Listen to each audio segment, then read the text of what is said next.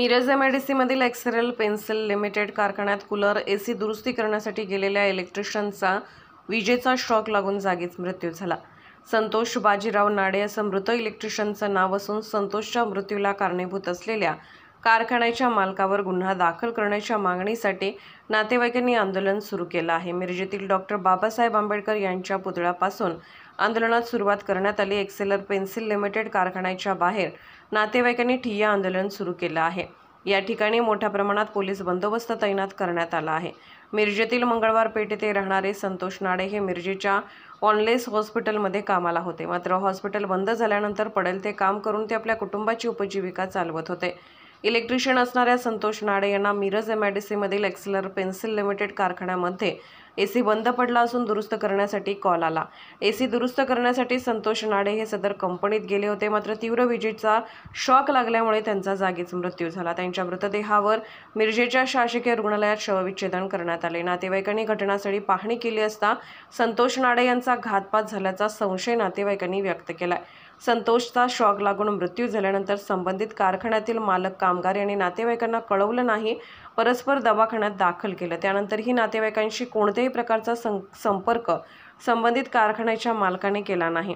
त्यामुळे नातेवाईक संतप्त झाले आहेत। जोपर्यंत कारखान्याच्या मालकावर गुन्हा दाखल होत नाही तोपर्यंत मृतदेह ताब्यात घेणार नाही आणि आंदोलन मागे घेणार नाही असा इशारा नातेवाईकांनी दिला आहे। संतोष नाडे एक आमच्या कुटुंबातला घटक होता आणि रिपब्लिकन पक्षाचा कार्यकर्ता होता।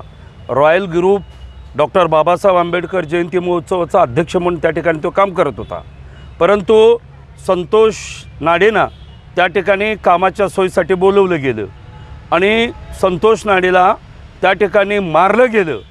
तिचं रक्ताचं थेंबसुद्धा त्या ठिकाणी पडलेले आहेत।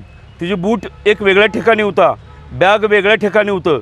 पोलिसांनी खचून चौकशी करून जो कोणत्या पेन्सिल कारखान्याचा मालक आहे, जो कोण मॅनेजमेंट आहे आणि ज्यांना कुणी मारले गेले त्यांची चौकशी करून त्यांच्यावर 302 प्रमाणे खुनेचा गुन्हा दाखल करून त्यांना त्वरित अटक करण्यात यावी, अथवा नाही झालं तर आम्ही ती डेड बॉडी घेऊन संतोषचा त्या ठिकाणी धरणे आंदोलन करणार आहोत।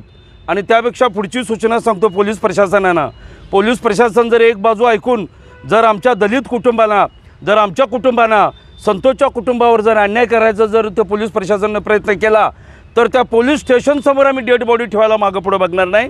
ही एक आव्हान आहे रिपब्लिकन पार्टी ऑफ इंडियाच्या वतीनं।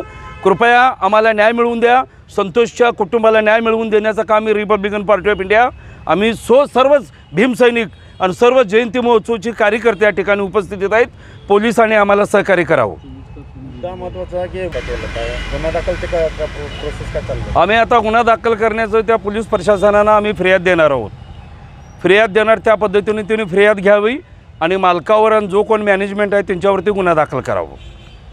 जर गुन्हा दाखल करून आम्ही शांत बसणार नाही आहे, त्यांना बेड्यात ठोकून इथं जेलमध्ये जोपर्यंत घालत नाहीत तोपर्यंत त्या डेड बॉडीचं क्रियाक्रम करणार नाही आम्ही। आणि आमच्यावर काय दाखल करायचं ते पोलीस प्रशासनानं करावं। आम्ही भोगायला तयार आहोत।